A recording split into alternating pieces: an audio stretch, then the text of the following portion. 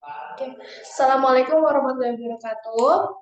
Good morning, Miss. We are from Group 3, Class C, and we will explain about scientific explanation of Chapter 3. And before we start, let me introduce myself and my partner. My name is Deviana Maya Putri. And me, Tommy Sarjansa. And we start from Tommy. Tommy, time is yours. Baiklah, pertama saya akan menjelaskan tentang defining scientific explanation. Definisi eksplisit atau rekonstruksi rasional atau yang sekarang disebut dengan analisis konseptual, bahkan nama lain dari penjelasan ini.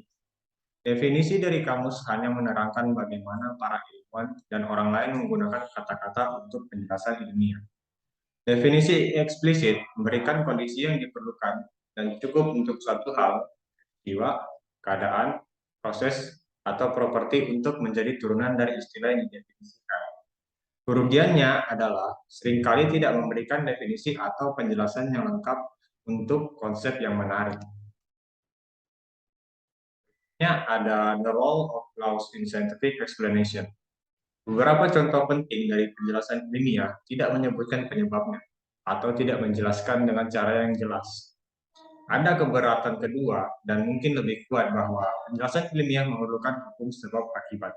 Maksudnya bahwa alih-alih membuat segalanya lebih jelas, hukum sebab akibat melibatkan analisis penjelasan ilmiah dalam rumpun masalah metafisik yang dilakukan oleh para positivis lainnya. The covering law model. Sebelum saya menjelaskan tentang the covering law model, saya akan menjelaskan tentang explanas dan explanandum. Explanandum adalah suatu peristiwa yang harus dijelaskan. Sedangkan explanas adalah supporting yang membantu menjelaskan tentang explanandum itu sendiri. Model positivis logis dari penjelasan ilmiah berdasarkan pada gagasan bahwa explanas relevan dengan explanandum di mana explanas memberikan alasan yang baik untuk mengharapkan bahwa explanandum akan terjadi.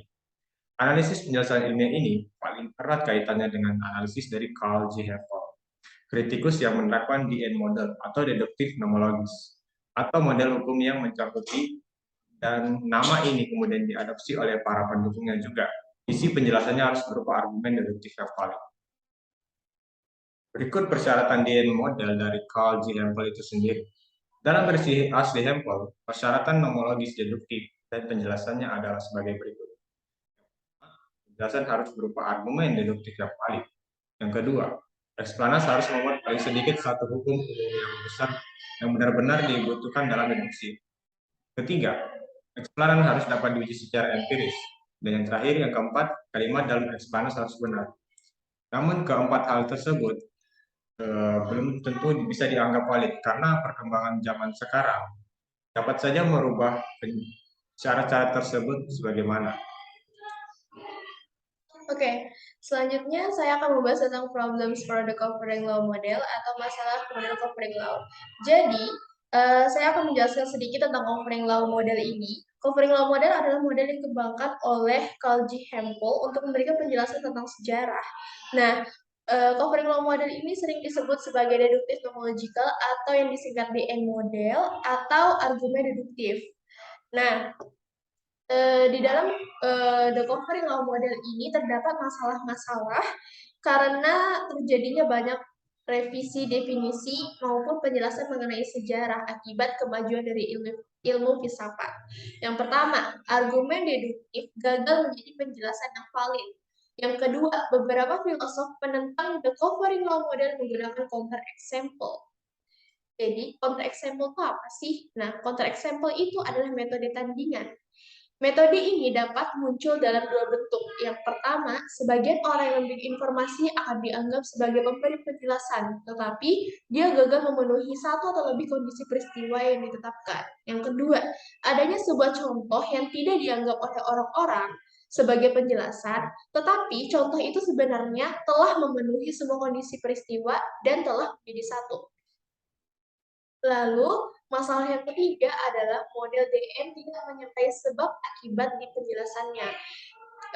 Padahal, seharusnya penjelasan itu harus menyertai sebab akibat agar penjelasan itu valid. Lalu, saya akan menjelaskan tentang a competing conception of scientific explanation atau konsepsi penjelasan ilmiah yang bersaing. Nah, konsep yang bersaing di sini adalah pendekatan pragmatis dengan pendekatan DN. Apa sih pendekatan pragmatis itu? Pendekatan pendekatan pragmatis adalah pendekatan yang eh, pendekatan yang menerangkan atau menjelaskan tentang struktur tata bahasa, cara penekanan dalam mengucapkan penjelasan dari sebuah informasi. Sedangkan pendekatan DR adalah pendekatan argumen deduktif dari Carl G. Hempel. Nah, salah satu perbedaan antara pendekatan pragmatis ini dengan pendekatan DR adalah permintaan penjelasan dengan menggunakan kalimat yang sama tapi dengan maksud yang berbeda, seperti yang ada pada contoh A sampai C itu. Nah, kesimpulan dari A sampai C ini adalah eh, pendekatan pragmatis itu lebih menekankan cara penekanan dalam mengucapkan suatu kalimat. Jadi, kalimatnya sama, tapi informasinya bisa berbeda. Nah, sedangkan model DN itu buta terhadap penekanan yang ada di pendekatan pragmatis. Jadi, penjelasan model DN ini dibilang tidak valid oleh beberapa filsuf yang menentang model DN. Lalu, adanya hubungan relevansi penting dalam penjelasan ilmiah. Kenapa? Karena jika tidak ada hubungan relevansi ini yang isinya metode dan teori, maka penjelasan kita itu tidak menemukan petunjuknya. Tidak menemukan petunjuk apa sih penjelasan yang kita sampaikan ini. Jadi, hubungan relevansi itu sangat penting di dalam penjelasan ilmiah. Oke, sekian penjelasan dari kami. Kurang lebihnya kami mohon maaf. Wassalamualaikum warahmatullahi wabarakatuh.